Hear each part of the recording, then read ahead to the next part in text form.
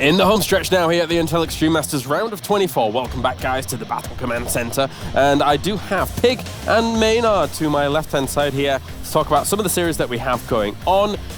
The main stage is going to have Bunny versus Scarlett, which for Scarlett especially, actually both of those guys currently in a position where it's 1-2. So they need to be able to try and push themselves on with a victory here. And then we're going to have TY versus Dia and Euthermal versus Sue. Euthermal versus Sue actually was already underway? Or? Yeah, we just had Sue take Euthermal out game one. Euthermal was doing a very fast Hellbat timing, microing it fantastically. And then Sue went Roaches, which he hasn't been doing in any of his recent games in this tournament so far. And Euthermal made the mistake of thinking they were defensive Roaches. And then at some point he realized, oh, there's some of them making Ravages. There's 100 Zerglings, and he got knocked out basically. Right. So game one, they're going into game two, and it is going to be Port Alexander. So curious to see how this one goes. Euthermal looked like he was playing really well though, so it could go either way still. Maynard, Bunny versus Scarlett, thoughts? I'm really looking forward to it. Both players have a tendency to be a little bit aggressive. Bunny, as we've always seen in his TVZs, we broadcast on the main stage, he likes to just decide at one point around 7-ish minutes to attack, or actually more like 5 and a bit minutes to attack, and then just never stop attacking. Just rally, and just drop Widow Mines, push. Scarlett also might dictate the flow here. You could see an early Roach Warren in the series. You could see a Nidus in the series. You could see fast Muta 2 base in the series. There's a lot of things that a Zerg like Scarlett can do. She's very creative and she's very hard to read. Yeah, I mean, she is able to go into the macro game, but a lot of her successes come off the back of those more aggressive strategies. Especially lately. Yeah, but also if I think back all the way to Pyeongchang, a lot of her strategies were aggressive. Admittedly, it was against a lot of Protoss, but a lot of her strategies were successfully aggressive. Absolutely, but this is a different matchup, and this is a different Scarlett. Scarlett traditionally thinks Protoss isn't fair. She's always got choice words, and she's always bringing out the all-ins there. Against Terran, she's always said, this is my favorite matchup. I love it. I feel it's mechanical, it's back and forth, it's positioning-based. Think of her in 2013, right? She was the one who could take on Innovation in his prime. They were kind of two of the big Zerg versus Terran names back then. She loves Mutaling Bane, and she's absolutely amazing at it. She's so good at it. We saw her trying to rush 2-base Muta in that little highlight we saw before. Yeah. And really basic mistake, not seeing the push move out and building units reactively. So she's not going to be making mistakes like that anymore. I fully expect a lot more Lingbane Muta macro play. And interestingly enough, that was a 2-base Muta build as well. So we could see really lots and lots of Mutas, lots of harassment. All right, well, thank you very much, guys, as we get into it now. And these two players really need the win under their belt to try and keep their campaign alive here in Group D. It's Bunny going up against Scarlett.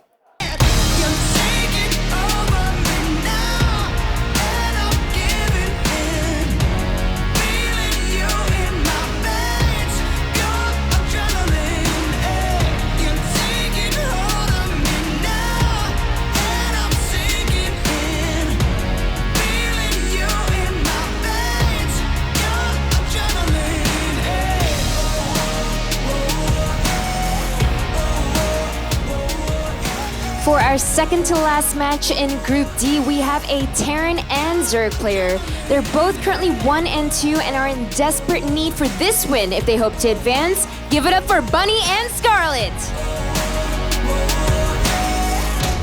Your adrenaline, you take me to extremes, more than my wildest dreams.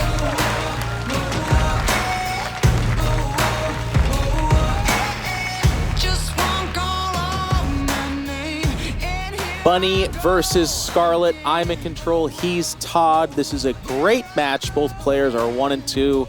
And it's almost hard to believe in some of the matches we've seen from them. Bunnies look so good on this mainstream. Scarlett 2-0ing Deer, very impressive, but yet this is so stacked. They find themselves in a must-win situation, Todd. Absolutely. Bunny currently in 4th place in this group. Scarlett in 5th place. They both have a chance to still make it onto the round of 12, and it's going to take no less than a win here, because whoever loses, I think, pretty much will be out of the tournament, but whoever wins will still have a chance if they win their last match. Yeah. Yeah, we knew this 4th group here, Group D, was going to be a bit of a knife fight. It's going to be close and scrappy. No one's super distinguishing themselves. I mean, you look up at TY 3-0. I guess that's that counts. We'll go ahead and say he's super distinguishing himself. So it looks like we might have one Terran in the top 12 up there, at least. But another surprise would be Euthermal kind of making his mark there, looking to be in okay shape as well. But we'll have to see how the group flushes out. For right now, the focus is on this Zerg versus Terran. I thought the guys at the desk did a great job breaking this down. Scarlett, very aggressive. One of the players that is surely going to be building a Nidus or two here in this matchup. Bunny, high tempo, lots of drops. Very aggressive as well, Todd. Yeah, and Scarlett has been talking as well about how the current meta kind of favors her style in TVZ. She's always been really good with Zergling, Bane, Muta and all that. So I'm hoping that's what we see and that we see a convincing game here from her. She's going to need no less against the fantastic player in Bunny here. Oh, yeah. She's going to need to show some good form and keep it going for the entirety of the series because Bunny has just not pulled off just yet. Even again, surprisingly, at 1-2 for them, but still playing so well. And we're about to get into this match. Hopefully you guys are having a good time at home. Thank you so much for tuning in. If you are perhaps an American or somebody that slept in a little bit, I don't know what your excuse might be, make sure and check out these matches at your leisure. They're going to be up on YouTube and, of course, in the VODs of the various different channels and the BNC stream with Zombie Grub and Wardy and everybody covering this. It's been great. But here we are. We're inside the game. The first map's going to be Port Alexander in the bottom right-hand side, coming all the way from Korea. It's the Blue Terran, Bunny.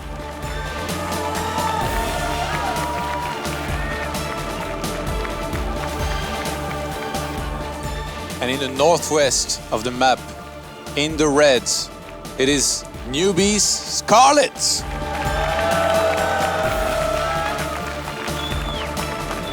Yeah, we've had Neeb, we've had Cyril as the non-Koreans standing against the tide of the Koreans. Will Group D produce a non-Korean? We've got Euthermal in a good spot. But Scarlett, like Todd said just a little while ago, needing a win here for a chance to do that. And on the flip side here too, getting away from the Korean versus foreigner kind of story, it's also just that Bunny needs to and wants to distinguish himself as well. Making it that top 12, good grab of cash, but also a very good result already in 2019. And we say Euthermal is in a good spot because he's 2-1, but currently he's facing Su and he's down 0-1, so it will be 2-2 if he were to lose that one. And his last matchup is against Deer, so it's not going to be an easy one or anything. Not that anybody's easy here, really. No. Deer's a bit of a gatekeeper in this group, right? Like, not the flashiest, biggest of names, but he's just a very good Protoss. And a lot of these Terran players are saying the TVP matchup for them right now is frustrating and difficult. So be it a mental thing or a balance thing. What's that? Who says that? Oh, well, all of them, my friend Todd. Cannot think of a Terran player that's not saying that. I'm going to have Reaper coming out here for Bunny. This is kind of the standard song and dance of TVZ. It's going to ward off any kind of early aggression from Scarlett, but really inform himself of what Scarlett's trying to take shape and do here. Because again, that Nidus attack can take, it can just start hitting you at about, 5-6 minutes. It can be Ling Queen, can have Roaches, can have Ravagers, could be whatever. Or maybe it doesn't even show up. Maybe she does go to what Todd said, Ling, Bane, Muta. Very strong composition. And Scarlett, she's always been one of the best at setting up baning bombs with Burrow as well. So I think many of us will remember her game against Bomber and that epic moment. If you guys haven't seen it, make sure to check that out. But I feel like if Scarlett can get a good early game or gain any kind of momentum in terms of mid to late game, I'm not worried at all. I think she'll do really well. It's just about not letting these little things happen here. Even that first Crypt Tumor here being denied, it might not seem like the greatest of deals, but this is actually huge here for Bunny. It's creating magic out of nothing, right? Like the Reaper does get low health, but it's going to pull away and heal all the way back up. And killing that tumor, like you said, Todd, is going to have some real lasting effect here in the early part of the game. Reaper shows up, is going to continue to be annoying. Make sure that there's no super fast speed or some trail of Zerglings leaving or a number of Queens trying to deny information. It's not a great map for Reaper, by the way. It's the only way to kind of get in is through here. And the Reaper did not slow down the hatchery. We'll have to see where they go. But for right now, it's pretty standard from what I can tell. Yeah, nothing out of the ordinary. And I mean, when you have Gumio and Innovation playing, then you can start talking about mech all the time and all that, but now it's Bunny. So as much as he's capable of playing mech, I expect him a lot more to, pretty much play bio every single game here against Scarlett. Yeah, I think you're exactly right, Todd. His strengths is going to be that high-octane, very fast-paced, action-oriented type of TVZ. And it's not that mech can't do that. We definitely saw it coming out from Gumio, but even the fastest, most aggressive style of mech is still slower than what Marine, Medevac Marauder can bring to the table. There's not much that kind of matches that for pace. We're going to have the Hellions and a single Reaper kind of go in here. And that's Bunny, man. He just dives in sometimes. He does see some Lings in a line over there. Gets a drone, but nothing significant just yet. The third's not saturated, so there's nothing to get that. And with the Reaper dying, the elasticity of this kind of composition goes out a little bit, because now everything that hits the the Hellion stays there. The damage is real. A Terran patience, if you will. Yeah. No hesitation. I like that he just saw that there was nothing on the third base, then got out. Actually, losing one of the Hellions here. Gonna have to be careful not to let that happen. Interesting location on that third command center, by the way. Kind of outside the wall. I don't know if he thought maybe the Overlord was gonna fly in and try to see in the main base, but that got sniped anyway by the Viking. I got nothing. It's just it's a weird spot. It's not doing anything over there. I'm seeing a lot of Queens. This Lair's about to finish. Now, Scarlett is making Spore Crawlers, which has me thinking maybe we're not going to see the Nidus the second this Lair finishes. There's a lot of drones coming out as well, so I think we're safe to say it's not coming, but it is a lot of Queens, and they've been good. They've held out the Hellions. This Banshee's going to have a rough time, I think. It's showing up to a world where there is detection and there are Queens. Yeah, when you don't play with roaches, then you need to make up for that by getting that many Queens, because otherwise it can be really tricky when there is a lot of Hellions and all that. And in this case, it's going to help against Banshees as well. Oh, the Lynx were out of position here for a second. Yeah, she's going to get behind that mineral line there.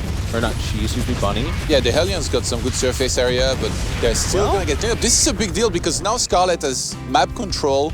Yeah. She's taken almost no damage, I think. Even that Banshee was like kind of chased away without doing anything. Like one single drone has died. Wow.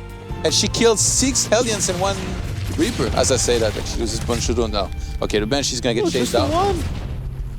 Take that, Extractor. And the Banshee's going to go away. But that's not what you do, Todd. You don't open Banshee saying, well, if I could just get 2 drones and a single shot in on that Extractor, I'm going to call it good. It's not good. And like you said, map control to Scarlett. Now, Scarlett, I think we're contractually obligated to point this out every time. She has some of the best creep spread you will ever see in StarCraft. She is so good about that. And part of that, Todd, is how defensive her opening was. But if you get aggressive and dive and lose those Hellions, the Banshee's not doing much. Well, her creep spread's going to be something vicious, even more so. Yeah, I mean, creep spread is such a big deal. The Muslim talked, I mean, we've talked about it. The Muslim talked really well about it earlier. Not only does it give vision and information to be able to take a good engagement, also the Zerg units on it, for a lot of them, they are much quicker, and the Queens in particular, so it helps a lot. Looks like that 4th base here might be cancelled in a second unless Scarlett can take the fight now. I don't think she has enough. It's close. She's trying to buy time. She'll get on that tank. The Queens are going to try to focus on the Medevacs a little bit. The hatchery is so close. Even though it's nearing completion, its health is just not very high. But I think Scarlett's bought enough time. She'll push this back. The Viking. Really good micro by Bunny, though. He's trading super effectively. Wow. And now he's reinforcing with the Medivac, I think, behind this R2. Filled with units. The Queens by themselves not going to be able to do that much. Yeah, this is more of a sustained fight than I was anticipating. Actually, the other tank back there making this a little bit more dangerous. Scarlett's really waiting till the last second here. Here comes the full surround, and those are speed banelings. There's no way. Yeah, exactly. But with the Medivacs loading up with most of the Marines, still a pretty good attack by Bunny. Yes, he lost a couple of tanks, but that's not the biggest of deals given what he's doing here. Yeah, second factory on the way, and we have 1-1 now completing for Scarlett. The Muta production is going to begin. Now, how many mutas does she make? Because there is many different muta style, right? Yeah. There is the one where you stop at 10 to 12. Sometimes you can go for a giant cloud where you go up to 30. We already see an infestation pit. Yeah. That's very interesting here. And I can't feel like that's the swarm host infestation pit. I think that's just going to make your way towards Hive. But to your question, Todd, I've seen Scarlett make quite a few mutas, and she's going for the +1 air attack upgrade there as well. So I feel like it's going to be more than your 9 or 10. I think we'll see a sustained number of mutas is what I would anticipate. Maybe in holding the recent attack of Bunny, Scarlett just got so confident and she's already thinking of the next step. Because usually, you might be worried about the Terran massing a big force and then doing a push with 2-2 onto your 4th base.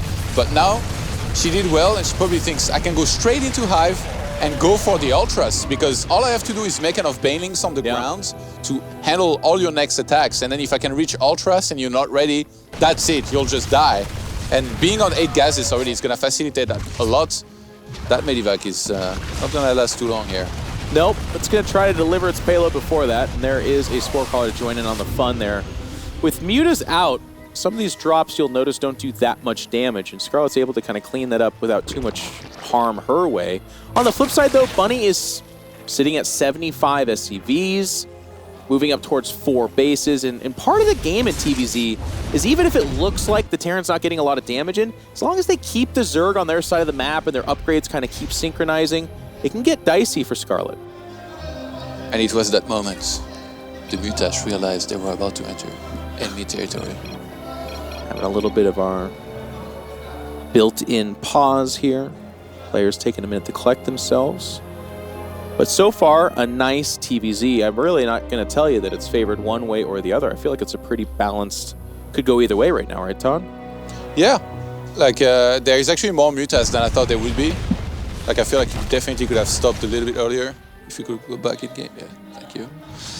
Yeah, it's a classic, by the way. Because all the commentators are former players, so whenever we hear the game happen, we're like, we're missing valuable information. And it's just like 2 seconds, right? But we're like, oh my god, get back in there. Come on. Anyways, the creep spread again. Also, that's what's really making Scarlett comfortable right now. Look at his units. They're not safe right now. Yeah, they're not safe. They could die at any second if Scarlett chooses to not let them leave anymore. Yep, she's circling around for that exact attack. Good spread here for Bunny. He's actually going deeper on the creep. That might have been a mistake. Here comes the full-fledged force of Scarlett. Whatever's on the ground is dead. The Medivacs are going to get out of there with the majority of the force, though. Wow, and actually that was a decoy. Yeah. Widowmine drop on the left-hand side killed 14 drones, so Scarlett down to 65 to the 79 SCVs of Bunny. Drilling Claws on the way. We've got Adrenal Glands now. 3-3 upgrades for the Zerglings. Still no Archaeologist Cavern. Yeah. Scarlett's focused on replenishing her army first and foremost because she knows that basically there's going to be this big attack coming and she needs to replenish. Well, she's thinking about going for high ground. Oh! Trigger some of those Widow Mines, but be careful what you wish for. Scarlett trailing about 40 plus supply here, looking to lose this middle base. One of those Widowmine connections was absolutely insane just now, and that's killed so much of Scarlett's army. I think she might need to pull back, sack that base, just try to crank out as many Zerglings and Banes as she can before she re-engages on creep here. But Bunny getting some insane trades here on creep here. Yeah, almost not even trades, Todd. He's just kind of straight up winning these fights right now. So Widowmines do die at the front of that, but Scarlett, behind this, there's not really much, right? There's no ultras popping out. She's going to go for it. Here come the Banelings rolling forward. Good splits by Bunny. The back line of that Bioforce not having any of it. There's so many Medivacs still in the sky. A 40-some-odd supply advantage for Bunny, and I think he might have done it. He's getting between this 3rd base and 4th and still maintaining a spread. All Scarlett has at her disposal is more Mutas and more Lings. There's the deep breath. I think she knows what's coming, Todd. Yeah, too much supply, too much Terran, and Bunny is looking to try and close this out here with the 4th base being sniped. I think he's going to be able to do it here. He's got so much army, but I guess on the other side of the map, he didn't quite reinforce straight into that location, killing 13 more drones in the process, though. A lot of the Medivacs hanging in there. This 4 had about 1 health and will die, but something Todd pointed out earlier, because of all this chaos and all this fighting, Scarlett's infamous creep spread, while still amazing, it has a gouge in it, right? Right down the middle of the map. So from that place, Bunny can create kind of a base camp where he launches attacks into that 3rd and into the 4th, which is being remade. And I'll tell you what, 12 going on 13 minutes into a game, if a Zerg's trying to reestablish a 4th, they're not in good shape. No, they're in really bad shape. They're in GG shape, and Bunny is going to strike first blood there. Really impressive play. Todd, I mean, anything leap out at you as to why Bunny was able to kind of take such a decisive win? I think he did a very good job of posturing forward on creep and not overcommitting, like going too deep on creep, and just kind of, he set up those fights. He kind of knew that Scarlett was going to engage because he was just at the edge of the creep, and that's usually, you don't want to let the Terran player get off it too easily. Yeah. But even before that, like the first time that Scarlett engaged when he stepped on the creep here in the center, I think that was a decoy for Scarlett Yes. to be looking there and the Widow Mines to blow up a bunch of these drones, and which is a big reason of why Scarlett didn't have the income and bank she should have had otherwise. And then after that, she engaged maybe a little bit too fast, Yep. and then it became harder to replenish because their economy wasn't in the same spot. So really, really smart moves here, I think, from Bunny. I don't think I've seen that very often. Like usually, Terrence, when they do that, you know, they send a medivac with like, let's say 8 Marines to one of the bases to try and kill some drones. But 4 Widow Mines, definitely quite creative. And it's, if you think about it, it's better, right? Because nowadays, like Widow Mines, they blow up one time and then they'll get cleaned up in the center of the map. Why not do that and make sure you clean up a lot of drones? Because then behind this, Scarlett has a difficult choice to make. Do I remake those drones or do I make units that I need to be making right now? Yeah. I like that you talked about her not really ever having a bank in that match. I think that was actually a key point. A lot of times when you do go Mutiling Baneling, it can be very cost effective, right? Baneling's fairly inexpensive. Lings usually, you have more of them than you do minerals, if anything. And because of all the things you just said, she was kind of starved that way. One other thing I want to point out, though, it seems counterintuitive to continue to drop when your opponent has a Mutaflock like that and so many Lings. But Bunny maintained that even though he was sacrificing medevacs full of Marines for the most part, he was winning position. And like you said, by the time they fought, they were kind of mid-map. Yes, it was on creep, but with great splits and a good hit from a couple of Widow Mines, all of a sudden Bunny's winning that fight. The rest is history. Anyways, we're into game number 2 here in King's Cove. The bottom right-hand side looking pretty darn good, if I might say so myself. It's the blue Terran Bunny.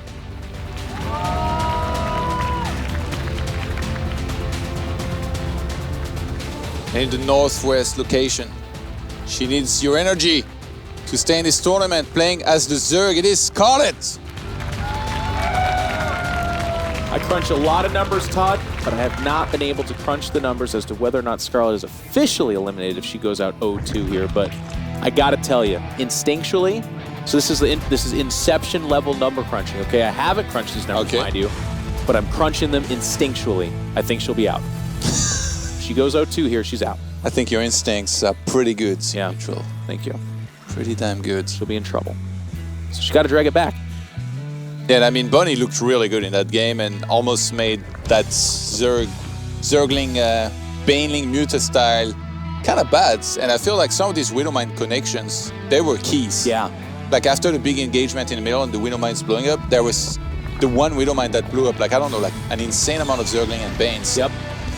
You can't be letting that happen, so, you know, I know at the end of the day I'm the caster that's sitting here on my chair and stuff, but I feel like it's the sad truth. It's obviously hard to make sure you don't let that happen. You know, you need to make sure you kind of stay back, you're very careful, you spot where all the Widow Mines are. One mistake like this can cost you a game, and it's part of why I think we've seen a lot less also of that style of Zergling, Bane, Muta, is because Widow Mines can be tricky to face, and sometimes some of these big detonations. You know, and it goes both ways too. Like as a Terran, if you never get that big detonation, you're in trouble too.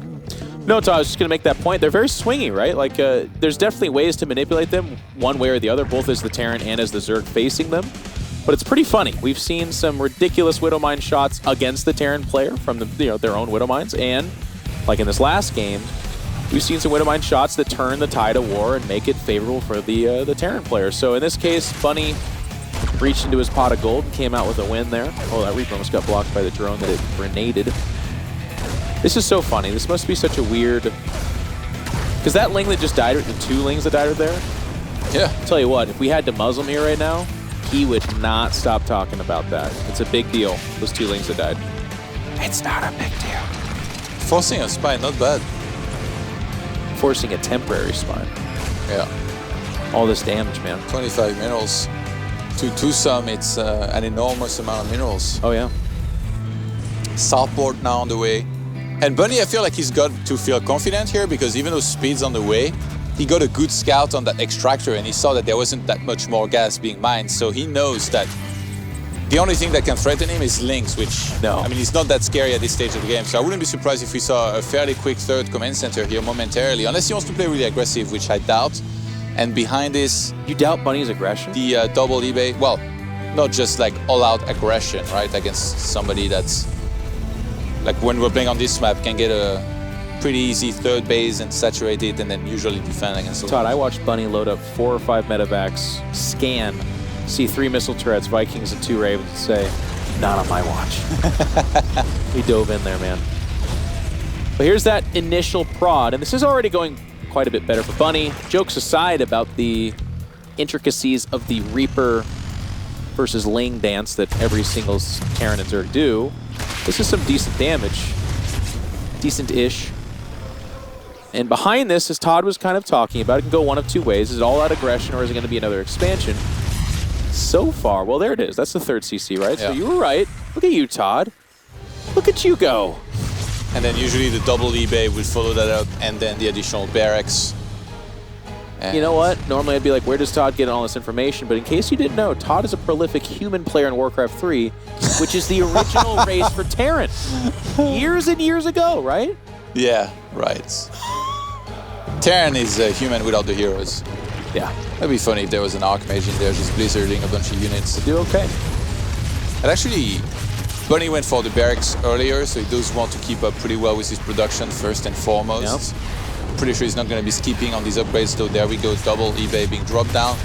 These Queens will not be letting that Overlord die. Not on their watch. Those are field battle medics, man. They can walk out there, they have the ability to heal and kill at the same time. Baning Nest on the way for Scarlett. We're going to be seeing more of the same style, not surprising. Yeah. It's actually kind of nice even seeing the reactor on the factory. No, it's not. Never mind. It's just going to swap out. They pay me to do this, you guys. Pay me money to do that right there. It's like the weatherman. Get a snow tomorrow. Doesn't snow. What do you think about that, weatherman? Don't care. Getting paid either way. That would be funny if like the predictions would have to be accurate. Yeah. They wouldn't make a lot of money, I think. No, you'd be surprised. So tank production this time around, so not going to be playing the Widowmine heavy style.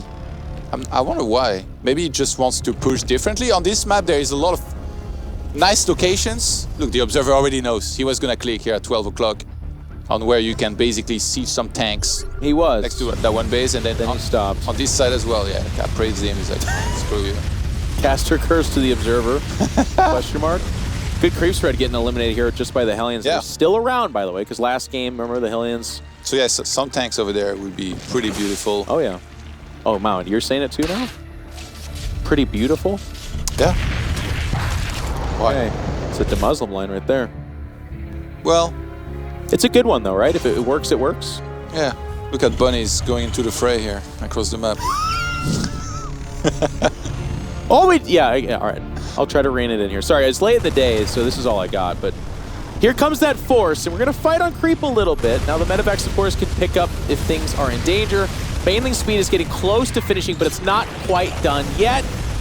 Baneling's trying to buy some time. They're getting fried here a little bit. Scarlett fighting for her life. Equal-ish in supply. Bunny's so aggressive, always looking to take an absolute lead here. And here comes that surround. There's the Baneling speed. Gonna fight, but off the creep. Good choice. Probably not. Diving on the tank, losing quite a bit there, though, Todd. Yeah, I thought you were going to say Bunny always ready to take, and never give. Oh, that's also the truth, I think. He's trading so well, to be honest, in a lot of these fights. Never really overextending, pulling back at the right time. Never, actually, like, he's denied Baneling connections so well so far in Game 1 and now in Game 2 as well. And I know that because I just say that, Banelings are probably going to blow up his entire army in 2 seconds. Of course. But so far, really good job by him. I will be here to join you in that moment, Todd, because I agree with what you just said, but it is, of course, going to be wrong in 25 seconds or so. But now, Scarlett holding on here. What? That drop at the top, by the way, could be scary. Like, oh, I thought he was going to drop in the main. Okay. No, but to be fair, what you said, it's true. It could be scary. Yeah. We don't know. Could be bad. Yeah. Could be good. Could just be a normal drop. Bunny's still fighting back against the creep. Mutas are out now. So he's going for the main base, I think, at the top. With the 2 medivacs, this army will get caught. Evacuates with Ignite after Burner. And again, these fights look pretty bad for Bunny, but look how he's splitting Scarlett away, right? Like, the Mutas got to chase that to the lower left if they are going to. And in doing so, this drop makes its way over here to the third, where he gets some damage done, and the main. Apparently, it's a spread of a drop here. And see, that immediately kills a bunch of drones, which again are very hard for Scarlett to replace because then she's not making units for the time. So she's making a ton of drones right now. But it's hard for her to do that, you know? Yeah, well, Bunny in the meantime, you know, is making What a is that series for? if he wants to from his command centers, and at the same time cranking out a lot of units. It worked. Man, Bunny is splitting even his SCVs. He's like, you think all I could split are Marines? Think again, Scarlett. And he is just doing splits right. He's just doing Van Damme splits right and left everywhere. On the sitting on top of 2 tanks. Between 2 on their cannon. trucks. Yeah, he's on his counter. He's doing it on the couch, and she's like, you will not stop splitting. It's everywhere. And Scarlett is, again, not being allowed to be aggressive, right? Like, every time she moves out like this, there's some Marines catching her. And her creep spread's not looking very Scarlett-esque, I would even say. Yeah, that's because it's been denied so nicely. I'm very impressed by Bunny in this series. Honestly, like, Scarlett always has been known for her great Zerg versus Terran, especially with this style, but Bunny has denied it pretty well so far. I mean, let's not get ahead of ourselves. Right. The supply are still pretty even here. Yep. She's got 83 workers. She's expanding quite nicely behind this. And while she hasn't been allowed to be offensive, she can hold on here. That one didn't put... Is there something else happening, or is that just it? If it's just that, then good job, Scarlett. I'm not seeing anything on the mini-map. Yeah, Scarlett did a very good job, by the way, splitting overlords on the north side and on the west side, everywhere. In terms of vision, she sees a lot right now. She sees a lot. Between those guys and her creep, not much is going to get past her. Meter count not super high, by the way. 4 more about to come out.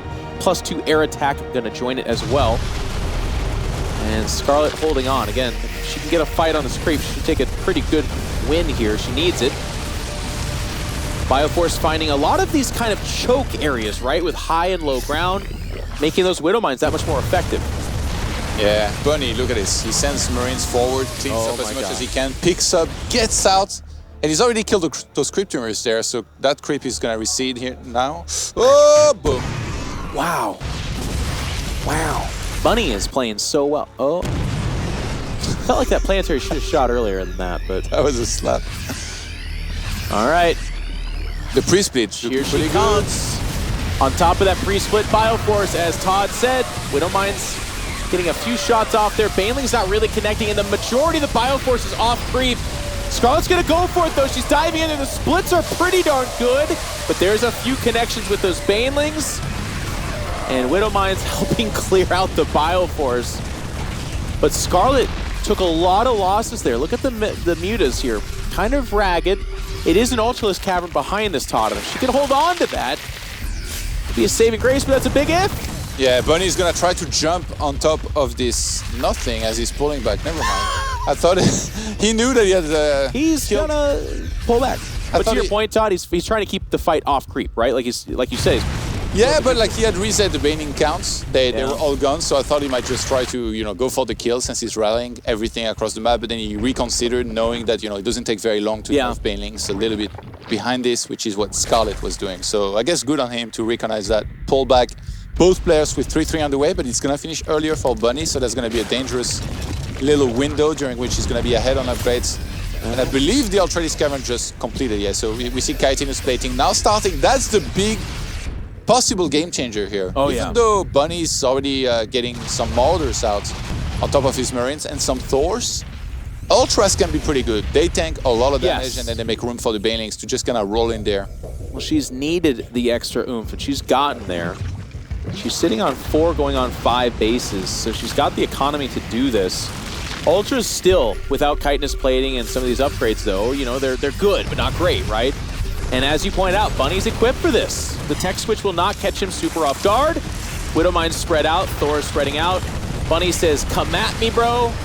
Scarlett circling around. What a sick push, by the way. He's playing so aggressively right now at the right timing because he knows that Ultras are on the way. He knows that Chitinous plating is going to complete soon. Scarlett is going to engage before Chitinous plating completes. Let's see if she can get the cleanup. She cleans up the front of that siege, pulls back, regroups and waits for the reinforcements because she knows it's going to be harder for Bunny to reinforce straight into that fight, whereas her links will get there very quick. And the upgrades are about to finish. Carapace +3, Chitinous plating as well. She re-engages. She gets a good fight there. The Thors are dead. The Marauders are chasing back.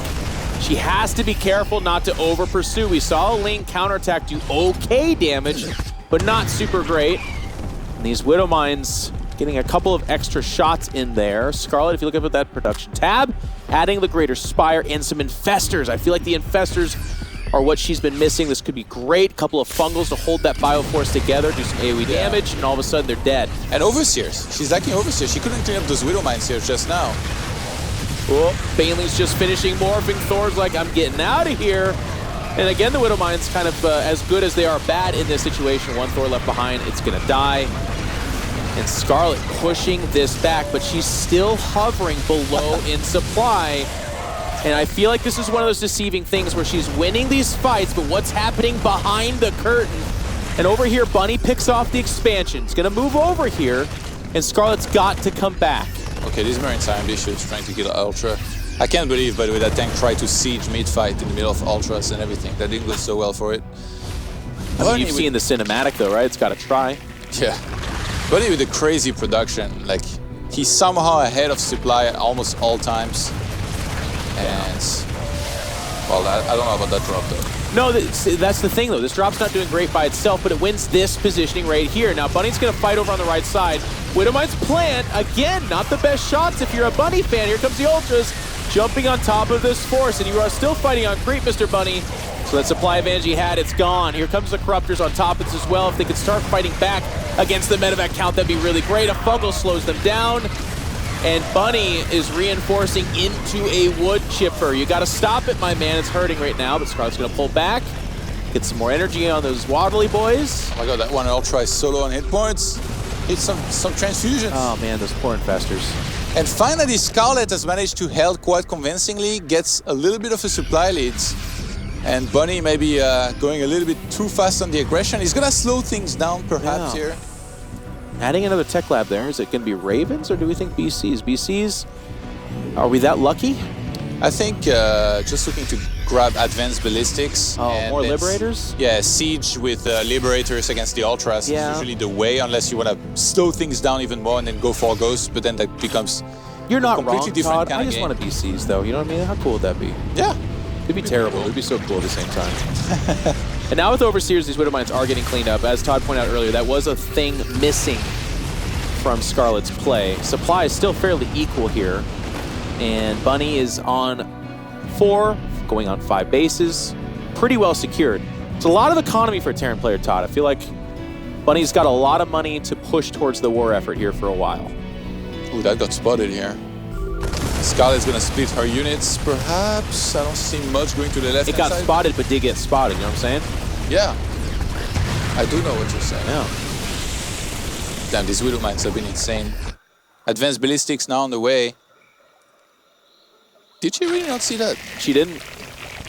And it's crazy, too, because She's as a about third to player, see she it, sees though. everything. I'll tell you Yeah, that. she'll feel it in a second, too.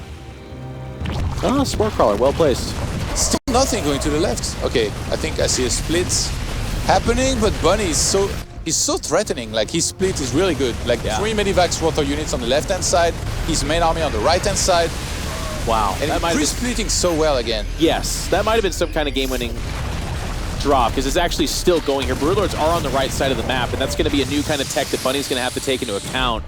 But the position won by that drop is massive. Now, as I say that, though, the Broodlords do reveal themselves, and Bunny's going to have to recalibrate. Behind this, it is one Viking at a time being made. Because, as you said, it was going to be kind of that advanced ballistics liberator. But with Broodlords out there, you got to do something about that. They can turn a fight pretty quickly with those Broodlings. Yeah, and in this case, we're going to have a lot of starports being added on. Yeah. With Bunny almost like seemingly realizing that this could be happening. He's done such a good job of killing a ton of drones, though, through the entire game. That last drop killed like 10 plus. 382 Lings have died, okay. That's a lot. And as I say that, like, we're going, it's almost like a countdown, you know, like almost at 400s. Now, Bunny decides to fight on this right side anyways, without really an answer for the Broodlords. I think this is a very questionable choice. I know that it was a tough spot where it becomes like he has to hold back for those Vikings, and in that time, maybe Scarlett gets too far ahead, so maybe that's the difficult math. Yeah, but that siege is also very scary for Scarlett because the only way she can counter Liberators are Corruptors, but you saw he's getting turrets. God. He made a bunch of turrets. This is so sick. Bunny's in trouble. So sick in terms of bad, you mean? No, I think like it's gonna help a lot with the siege. No, Todd, this is like sieging with a slingshot against a family of lions. It's like How big is the slingshot? It's a big one, so it's stinging the lions, but there's like 12 of them. Yeah. I mean, look at this. Bunny's plummeting in supply. He's got no bank. He decided to stick his ground. This is like, there's an oncoming train, and the person's like, looks back at their friends, they're like, no, I have to make a stand. And they're like, what do you, it's a train. And he's like, here's where I make my final stand. It didn't work out. Like in every movie. Yeah. You don't see that in the movie. It's not believable. That person never leaves, actually. It's kind of sad. No. And Bunny didn't, right? Like, Yeah. you gave up on that drop, and I like that you liked the missile turrets, because it was cute, but it did nothing. Yeah, there was just too many Broodlords at this stage already. And now he's going to try the last resort. Straight into Ghosts with personal cloaking. He made all the star points for Vikings, and he's like, nah, I don't like that. Get into Ghosts. But I feel like Scarlett's won quite a bit of positioning. The Broodlords can make their way over to the left side. Well, that being said, there's a good number of Vikings here. This is scary. Todd, maybe, yeah, you should go get a This could be Banelings or this could be Ultras. You only see exclamation mark, all of the same size. Yeah. Ah! Yeah, I'd be running back, hitting the Widowmine button, like, no, no, don't fire. And more Broodlords actually being added on. Why And not? honestly, earlier when we saw Cyril play with a lot of Broodlords, Yeah. it was in games where it was very hard for him to siege.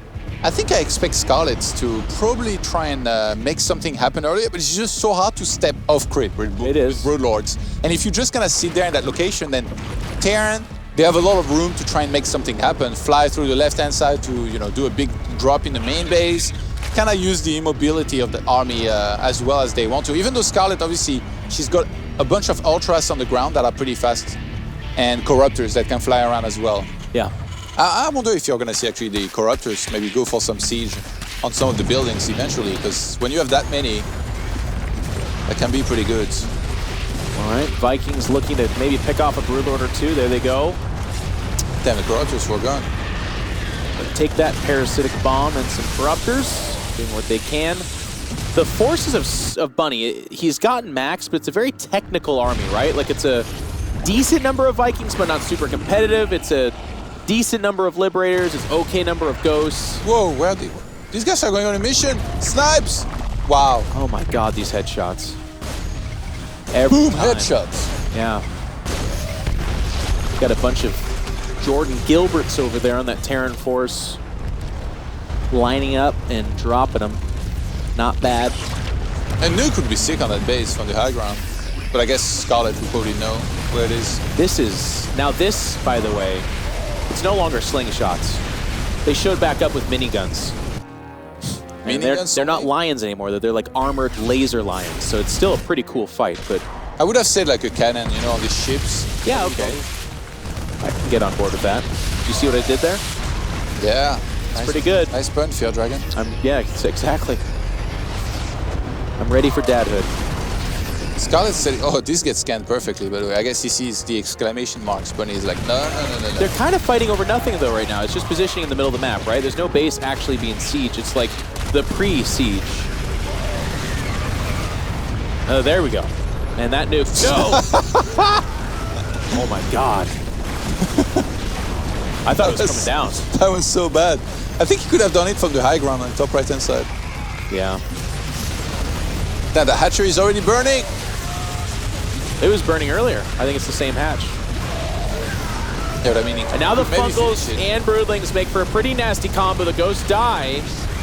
Behind that, it's just Vikings and it's just Liberators. Is there enough Corruptors to jump on this? Yes or no? I don't think so. These guys, they are trying really hard to run by, but Bunny's always ready. Scarlett, by the way, just so we're aware, been commentating Scarlett matches for a long time. Totally comfortable with like a 4-hour match. Like, don't care. But here she goes. She's gonna push this back. Yeah, as you say that, like, yeah, it just ends. Goes for okay, the never mind. That's a lot of Vikings. And The army of Bunny is really awkward. He's lost his entire ground here. I think the Corruptors just win this fight.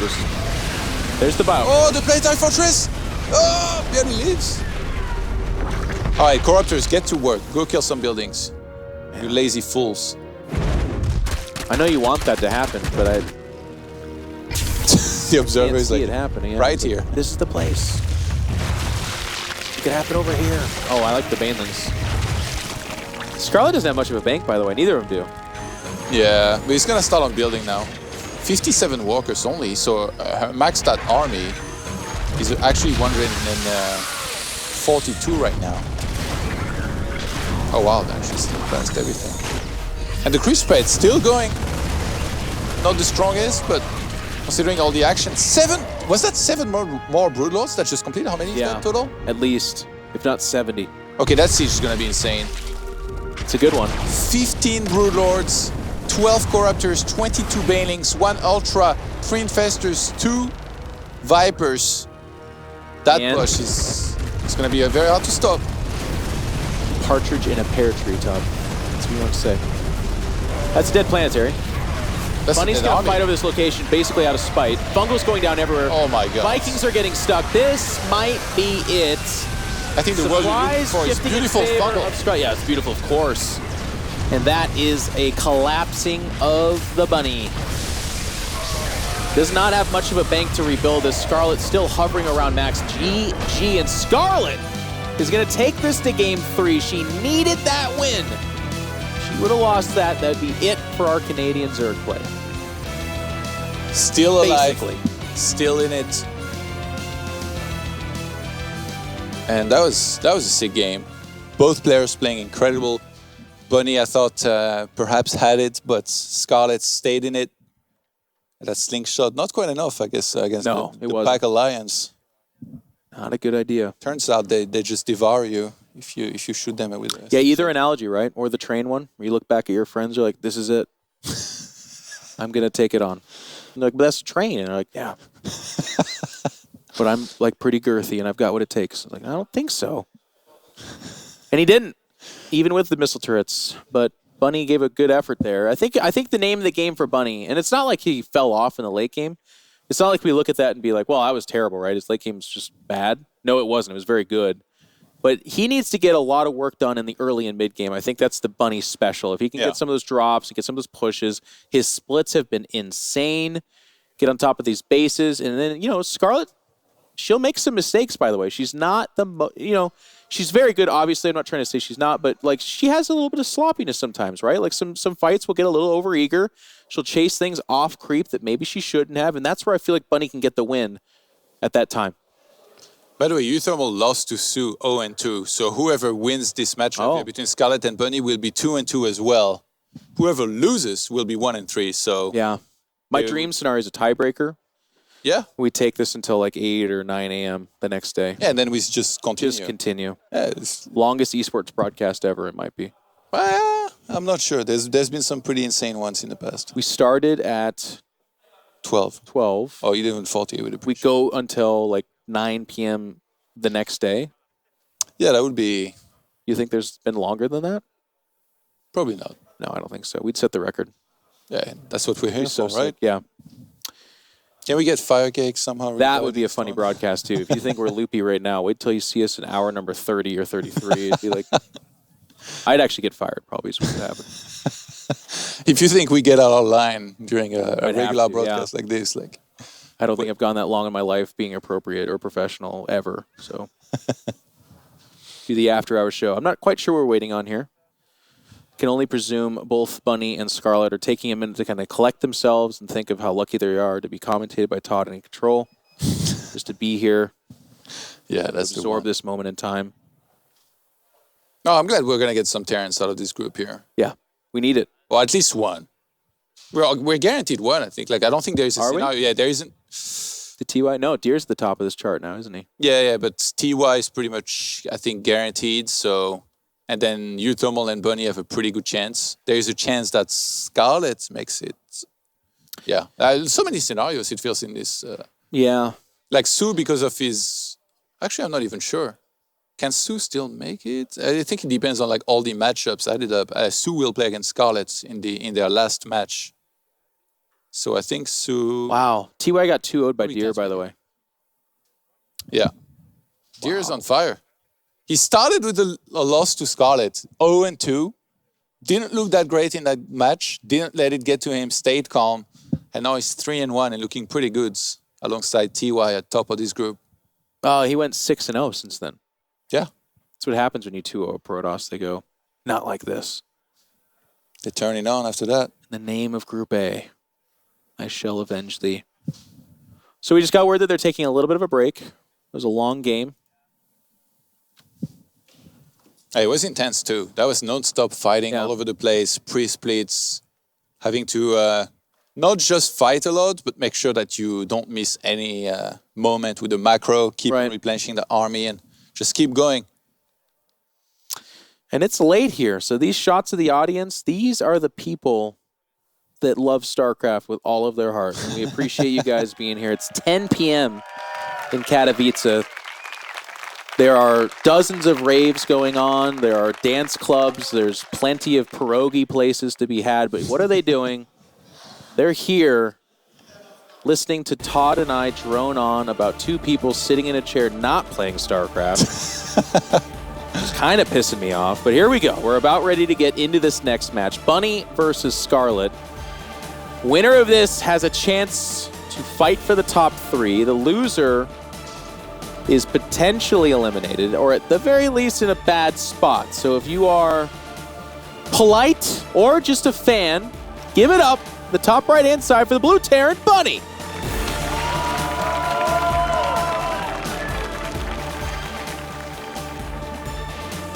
And in the southwest, playing the Zerg, it is newbie Scarlett.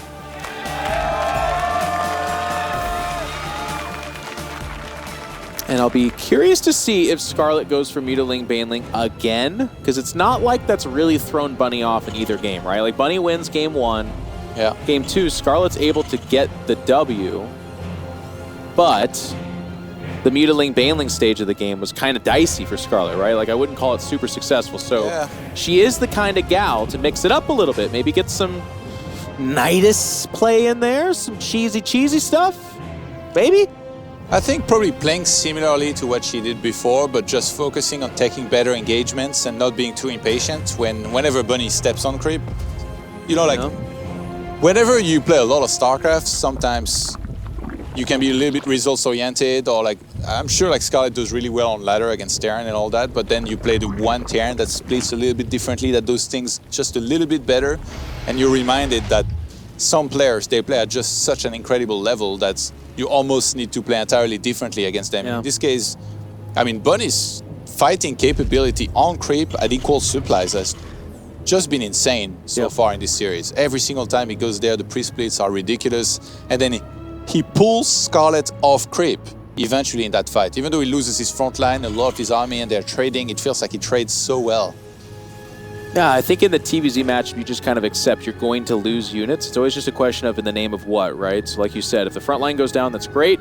As long as that back line collapses on the non-Baneling units and gets the equal trade and then jumps in and wins some fights. Or if you're going to lose a drop, cool, but at least that opens up positioning for the right side of the map, for instance, where you get on top of an expansion or something like that. So it's a very trade-oriented matchup. Here comes that Reaper again. Last time it got 2 lings. I would make no regret eat a shoe if it got 2 lings this time. Safest I've never wanted this Reaper to kill 2 lings. Yeah, it just won't though. It's never gonna happen. Come on, dive! Just goes in there just to kill the 2 lings. No, not this time. Behind this, still the factory. That's kind of the formative stage of this and go either way. Maybe a starport after. We saw a Viking first off the starport last time. Yeah, and that Reaper is extremely annoying. Even just watching it jump all over the place, it's making me feel annoyed in control. Yeah. So good on Bunny for achieving that starport on the way now. And I don't think we're gonna be seeing anything fancy. Like, this is the kind of series where they're like, oh, you know what? You've done your build, I've done my build. You've won one, I've won one. let's go for it one last time and then see who's the true better player here. Maybe. In that matchup. My Scarlett senses are tingling. There's 4 more Lings coming out, 2 more Queens queued up. Still no Lair. That's all pretty normal for right now. But I feel like there's some kind of weird clock that no one's keeping track of where Scarlett's never gone 3 games without, like, getting super aggressive in her entire life. Yeah.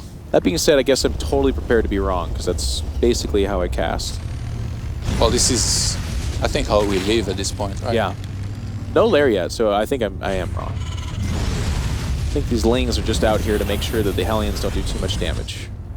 Yeah, Sky is still getting quite a few Queens. Again, this is what I talked about earlier. If you're gonna skip Roaches, you need to make sure you have enough of these Queens to deal with the Hellions that you know are gonna be there, and then later on, eventually the Banshees too, which are there very often. 3rd command center on the way now for Bunny. That's Now, a lot of Queens, actually. Yeah, the Reaper dies, but it sees the main and natural and sees no Lair, so that's actually pretty darn good information. The Lair starts immediately after the Reaper dies, but had it seen a Lair morphing, that's much more of a tell that that's a pretty fast Lair. As it is, that is a normal time, if not maybe even slightly late, so I really don't think it is going to be a Nidus attack. These Hellions, though, they're like, is it open? Can we? No? Okay. Yeah, the Lings were out of position for a second, but, I mean, they can catch up pretty well. Ooh, the Raids are going to be a little bit annoying around to that base. Gonna get chased away very nicely here by that 1 Queen. Man,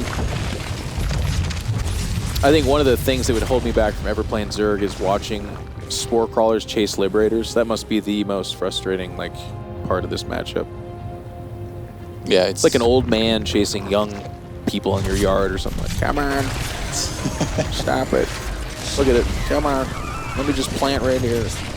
Yeah, sometimes the old man packs a hell of a punch. That's true. There you go, straight knockout right there. Yep. Kick to the lower back. I'll drop it. And actually, Scarlett is playing very differently here. She's going into Glial Reconstitution, so I thought that the Roach Warren was perhaps for some safety Roaches, but no. Do we see a Nidus there, or does she want to go for a longer game? 60 Walkers? It's Let's Roaches. see. No, more drones. Okay. Yeah. So just going to be playing a different style. Bunny is not going to realize it necessarily anytime soon because he hasn't seen the Roach Warren, so up until the point he finally sees the Roaches. You want to know why, Todd? You ready for some sick analysis? Are you ready for this? I'm ready. Scarlett has noticed that Bunny is not going tank heavy, and if this doesn't get scouted, you can have your Widowmines, Todd. You can have your Marines. The Roaches will show up and win, like they've been doing since Wings of Liberty. Wow. Did that blow your mind? Yeah, I get why they pay you to do this. That's right. Amazing. Remember, before we Nidus. start bringing Demuslim to these events, guess who the Terran expert was? Me. Artosis. Everybody but me. Nidus going down, by the way. Yeah, of course.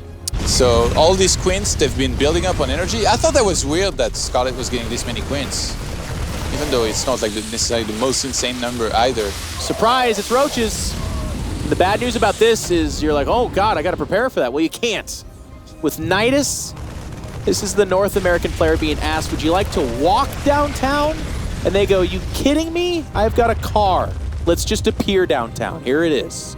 It's not even spotted. Actually, a lot of these Roaches are on a map there, so I think Scarlett's just looking to send a certain It's all our half queens, of her man. army. Yeah, it's all the queens. The most dangerous part. These Roaches are a distraction. Ooh, the tank. Get ready for those queens. Oh, yeah, there they are. And that one tank's like, you're not supposed to be up here. Well, they are. Ooh, Not really pulling going SCVs. Okay, Bunny's trying to get the big cleanup here on the high grounds. And those Queens taking a ton of damage. They're kind of by themselves. The Roaches should have been with them here, really. Yeah. 29 SCVs died anyway. Yeah. There's 2 tanks that are just being ignored. And now the Roaches are getting into the natural as well. Bunny's down to 22 SCVs. So, like, I don't know that I like the execution of this from Scarlett, but maybe just literally that fight killing that many SCVs might be enough. Now, the difference here, though, is Bunny does have 3 orbitals, right? So Yeah. that's a lot of mules to be dropped. And Scarlett behind these drones back up a little bit. We see an evolution chamber going down. She's already getting +1 missile attack. And usually when you do this much economic damage, all you have to do is just kind of mass upgrade your infrastructure a little bit more, maybe take one more expand, and then you're going to be able, with 1 or 2 follow-up attack, to win the game. And in this case, Bunny feels like he has to counter-attack because he knows that Scarlett might be droning. Scans the main base and sees roaches. And, it's a tough call though, right? Like he's going to be mostly fighting on creep, and if he's not fighting on creep, then he's scanning to get rid of that. But all he has is mules for his economy right now. He's going to go up on the high ground, but these roaches are finding a pretty naked natural. It gets dislodged. The corrosive biles are not coming in. I did that caster thing, Todd. I was like, this could be really exciting. And Scarlett's like, hold your breath. Oh, wow, the spore crawler. Yeah, Scarlett's struggling to split properly, but I think as long as she minimizes the damages, and all like Bunny at home doesn't have much here to defend against that roach attack. Nice cancel at last second. Cancel. I mean, look at the supply, Todd. I don't need to tell you that. I take it back. I'm sorry I even said that. I apologize. I'm not even watching the game. No, of course not. Why would you? Only looking down there. 65 to 145 It's the GG Nidus, my man. The Marauders are walking right by it. Even his defense is GG timing. Yeah, and that's going to be all they rode. I mean, I don't know what these tanks are. They might have died in the fight or on the high ground or something to try to stop this from being a problem, but there's even not that much DPS coming out. More SCVs are dying. He's out of 12 workers. He's below 50 supply. Bunny, you might have just been dealt a death blow as Scarlett makes her way up there. Another Nidus on that high ground is being queued up. Pull the SCVs, sure. Look at these. That's right. I was well saying. Completely swarmed. Bunny is going to have to come to terms here with the result of this match. He started really nicely with the first map win, fought hard through game number 2, a very close one, but in game number 3 it was Scarlett with a change in the build orders despite all my doubts, and a roach transition, a Nidus, and that's going to be it here. Bunny is going to have to tap out Scarlett. Wow. Gets the 2 to score here in this group. That's a big, big deal. Bunny knew it too. Both of them are fighting for the middle of this pack. And as the top of this group is being distinguished, these players needed it to be at 2-2 at least to have a chance. And Scarlett grabs that for herself.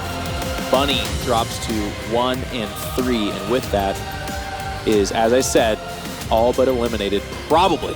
Anyways, hopefully you guys had a good time hanging out with Todd and I as we kind of watched this amazing match with y'all. There's still another match to go, if you can believe it. So we're going to go to a quick commercial break as we set that up. We're going to wrap up the round of 24.